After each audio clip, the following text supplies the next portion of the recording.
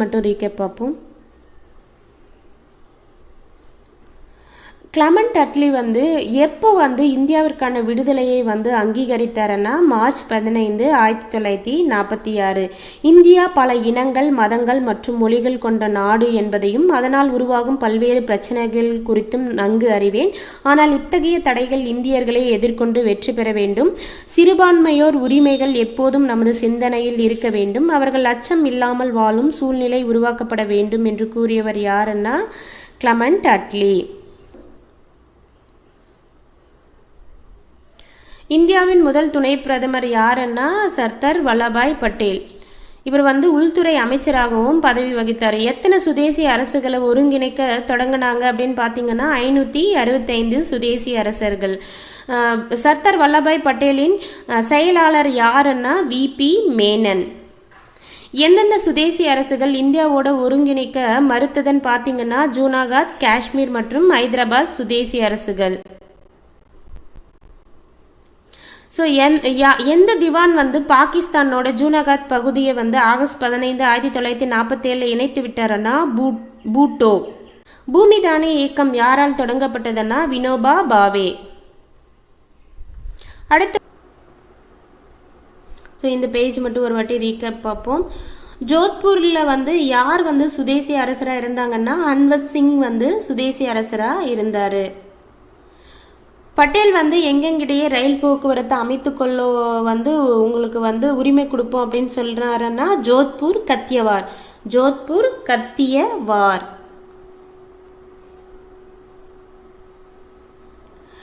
காஷ்மீரில் யார் மகாராஜாவாக இருந்தாங்கன்னா ஹரிசிங். யாருன்னா ஹரிசிங் சுதேசி அரசாக சுதேசி அரசாக ஹரிசிங் தலைமை பொறுப்பில் இருந்தார் அரசராக. இந்தியாவுக்கும் காஷ்மீருக்கும் இடையே உடன்படிக்கை எப்போதும் மேற்கொள்ளப்பட்டதுன்னா 1947 அக்டோபர் 26, 10/26. 47, 10/26. இந்திய இராணுவம் காஷ்மீருக்கு எப்போ அனுப்புகிறாங்கன்னா 1947 அக்டோபர் 27. மட்டும் பார்ப்போம்.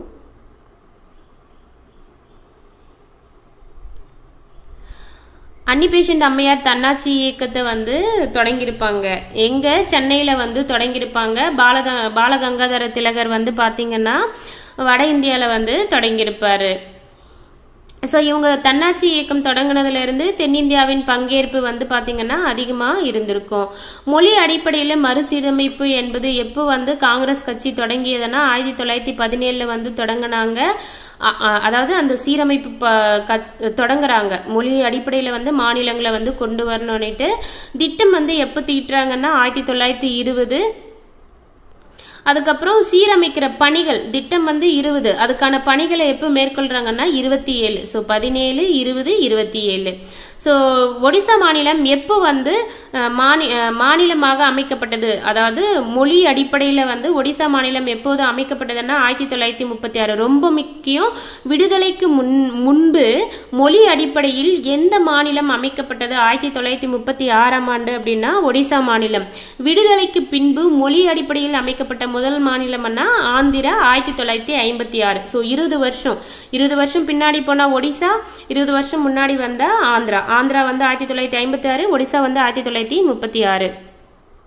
எந்தெந்த தலைவர்கள் மொழி அடிப்படையில் மாநிலம் அமைகிறத வரவேற்றாங்க அப்படின்னு பார்த்தீங்கன்னா திலகர், அன்னி அம்மையார், மகாத்மா காந்தி ஆகியோர் வரவேற்றாங்க. தர் ஆணையம் எப்போ அமைக்கப்பட்டது அப்படின்னு பார்த்தீங்கன்னா 1948ஆம் ஆண்டு அமைக்கப்பட்டது. இதை வேறு எப்படி சொல்லுவாங்கன்னா மொழிவாரி மாகாண ஆணையம் அல்லது தர் ஆணையம். தர் என்பவர் தான் அதனுடைய அந்த ஆணையத்தின் தலைவர் என்றதால் அவருடைய பெயர்லவே அழைச்சிருக்காங்க. இவங்க என்ன பரிந்துரை செஞ்சுருப்பாங்கன்னா மொழிவாரி அடிப்படையில் மாநிலங்கள் பிரிக்கப்பட வேண்டாம் அப்படின்னு சொல்லியிருப்பாங்க. சேம் டைம் அதே வருஷம் 1948 என்ன பண்ணியிருப்பாங்க, ஜேவிபி குழு அமைச்சிருப்பாங்க. ஜேவிபி குழுன்னா யார் யார் இருப்பாங்கன்னா ஜவஹர்லால் நேரு, சர்தார் வல்லபாய் பட்டேல், காங்கிரஸ் கட்சியின் தலைவரான பட்டாபி சீதாராமையா ஆகியோர் அடங்கிய குழு தான். சுதந்திர இந்தியாவில் முதல் மொழிவாரிய மாநிலமாக எந்த மாநிலம் பிரிக்கப்பட்டதுன்னா ஆந்திர பிரதேசம் வந்து பிரிக்கப்பட்டது 1956ஆம் ஆண்டு. ஆந்திர பிரதேசம் தனி மாநிலமாக வேண்டும் என்று சாகும் வரைக்கும் உண்ணாவிரதம் இருந்தவர் யாருன்னா பொட்டி ஸ்ரீராமுலு. எத்தனை நாள் உண்ணாவிரதம் இருந்து இறந்து போயிட்டாருன்னா 58 நாள். ஒரு வாட்டி ரீகேப் மட்டும் பார்ப்போம்.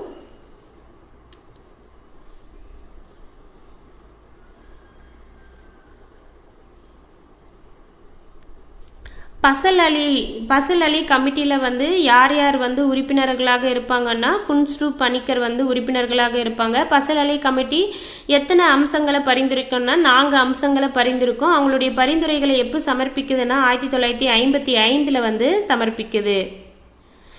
பசல் அலி கமிட்டி எத்தனை மாநிலங்கள் யூனியன் பிரதேசங்களை அமைக்க பரிந்துரைத்ததுன்னா 16 மாநிலங்கள் 3 யூனியன் பிரதேசங்களை அமைக்க வந்து பரிந்துரை செஞ்சாங்க. மத்திய அரசு வந்து மாநில மறுசீரமைப்பு சட்டத்தை எப்போ ஏற்றுறாங்கன்னா 1956 ஏற்றுறாங்க. அந்த சட்டத்தின் மூலயமா எத்தனை மாநிலங்களை வந்து அறிவிக்கிறாங்கன்னா 14 மாநிலங்கள் 6 யூனியன் பிரதேசங்கள் என்ற அளவில் மறுசீரமைப்பு செஞ்சு நடைமுறைப்படுத்துகிறாங்க. எப்போ நடைமுறைப்படுத்துகிறாங்கன்னா நவம்பர் 1 1956. ஸோ நவம்பர் 1 1956 இந்தியாவில் எத்தனை மாநிலங்கள் எத்தனை யூனியன் பிரதேசங்கள் இருக்குன்னு சொல்கிறாங்கன்னா 14 மாநிலங்கள் 6 யூனியன் பிரதேசங்கள். ஒரு வாட்டி ரீகேப் மட்டும் பார்ப்போம். குஜராத் மாநிலம் எப்போ உருவாக்குறாங்க 1960. மோடிக்கு 60 வயசு. நாகாலாந்து மாநிலம் நாகப்பாம்பு 6 அடி அது கடிச்சா 2 டாட் இருக்கும் 1962. ஹரியானா மாநில உருவாக்கும் ஹரிபரியா காலையில் 6 மணிக்கு இருக்கும் ஈவினிங் 6 மணிக்கும் ஹரிபரியா வந்து ஏதோ ஒன்று செய்யணும் 1966. புதிய இமாச்சல் பிரதேச மாநில சட்டம் இமாலயாவுக்கு வந்து 70 வயசானால் போவாங்க ஹிமாலயாவுக்கு 1970. வடகிழக்கு மாநில மறுசீரமைப்பு சட்டம் 1971. வடகிழக்கு வடை வந்து கிழக்கு சூரியன் உதயமாகிறப்ப சாப்பிடுவோம். ஒரு வடை 7 ரூபாய். ஒரு வடை 7 ரூபாய். மணி அடிச்சுட்டு வருவாங்க தெருவா திரிஞ்சிட்டு வருவாங்க. மேகம் போல இருக்கும் அந்த உளுந்து வடையெல்லாம் பார்க்க மேகம் போல வெள்ளையாக இருக்கும் மேகாலயா. இந்த மாநிலங்கள் வந்து உருவாக்குறாங்க. இதை வந்து யார் சாப்பிடுவாங்க அருணாச்சலம் வந்து சாப்பிடுவான். மீசையில் ஒட்டிடும். மீசைன்றது மிசோரம் அருணாச்சலம்ன்றது அருணாச்சல பிரதேசம் வந்து யூனியன் பிரதேசங்கள். வடையை வாங்கி 2 கட்டக்கன் கடிக்கிறாங்கல்ல அப்போது யூனியனாக பிரிஞ்சிருது அப்படின்ற மாதிரி ஞாபகம் வச்சுக்கோங்க.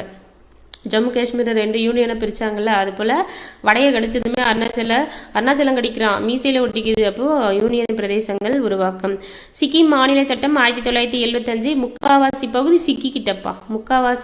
சிக்கிக்கிட்ட 1975. அருணாச்சல பிரதேசம் சட்டம் மற்றும் மிசோரம் மாநில சட்டம். ஸோ அங்கே வடகிழக்கு 1971 15 கூட்டினா 1986.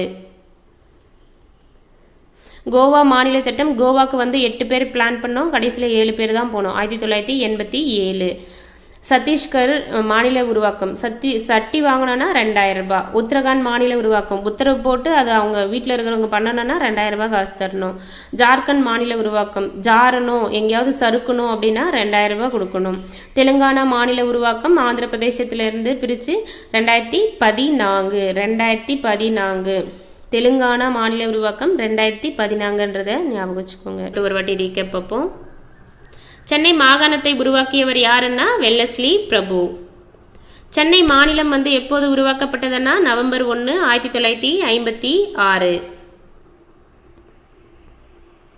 தமிழ்நாடு அப்படின்ட்டு சென்னை மாநிலத்துக்கு எப்போ பெயர் மாற்றம் செஞ்சுருப்பாங்கன்னா சைடில் நோட் பண்ணிக்கோங்க 1969 1969. ஸோ தியாகராயர் யார் ரீகேப் மட்டும் பார்ப்போம். தென்னிந்திய நல உரிமை கூட்டமைப்பினை உருவாக்கியவர்கள் யாருன்னா டி மாதவன் தியாகராயர். இதை வந்து பின்னால் எப்படி அழைச்சாங்கன்னா நீதி கட்சி அப்படின்ற பேரில் வந்து அழைச்சாங்க. நீதி கட்சி எந்த வருஷத்துலேருந்து எந்த வருஷம் வரைக்கும் வந்து பார்த்திங்கன்னா அமைச்சரவை அமைத்ததுன்னா 1920 முதல் 1937 வரை. நீதி கட்சி வந்து சுயமரியாதை இயக்கமாக யாருடைய தலைமையில் மாறியதுன்னா ஈவே ராமசாமி பெரியார் தலைமையில் வந்து மாறியது. காங்கிரஸ் கட்சி சென்னை சட்டமன்ற தேர்தலில் முதல்ல எப்போது வந்து கட்சியில் வந்து போட்டியிட்டதுன்னா 1937 போட்டியிட்டு வெற்றியும் பெற்றது. காங்கிரஸ் கட்சியின் சென்னை சட்டமன்ற தேர்தலில் முதலமைச்சராக பதவியேற்றவர் யாருன்னா ராஜாஜி. ராஜாஜி கொண்டு வந்த 2 முக்கியமான கொள்கைகள் என்னன்னா தீண்டாமை ஒழிப்பு இந்தி மொழியை தேசிய மொழியாக அறிவிப்பது மட்டும் பார்ப்போம்.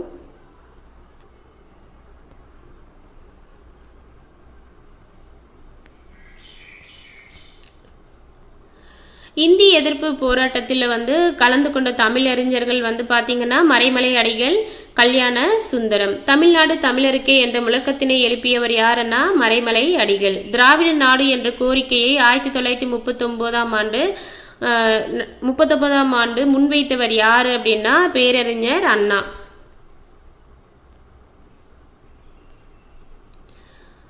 பெரியார் வந்து எந்த ஆண்டு நீதி கட்சியினை வந்து திராவிடர் கழகம் அப்படின்னு பெயர் மாற்றம் செஞ்சாங்கன்னா 1944. எங்கே நடைபெற்ற மாநாட்டில்னா சேலத்தில் நடைபெற்ற மாநாட்டில் வந்து திராவிடர் கழகம் அப்படின்ட்டு நீதி கட்சியினுடைய பெயரை வந்து மாற்றிருப்பார். தட்சிண பிரதேசம் என்ற கோரிக்கையை தட்சிண பிரதேசம் என்பதை உருவாக்கியவர் யாருன்னா ராஜாஜி. இவர் வந்து தட்சிண பிரதேசம்ன்றது எந்தெந்த மாநிலங்களை உள்ளடக்கியதுன்னா தமிழ்நாடு மற்றும் கேரளா. அந்த தட்சிண பிரதேசத்தை எதிர்த்தவங்க யாருன்னா ஸ்ரீகண்டன், அச்சுதமேனன், ஏ.கே. கோபாலன்.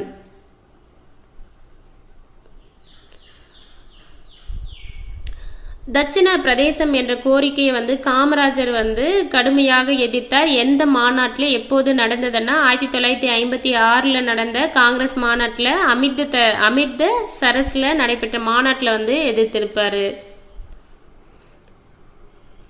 இது மட்டும் ஒரு வாட்டி ரீகேப் பார்ப்போம்.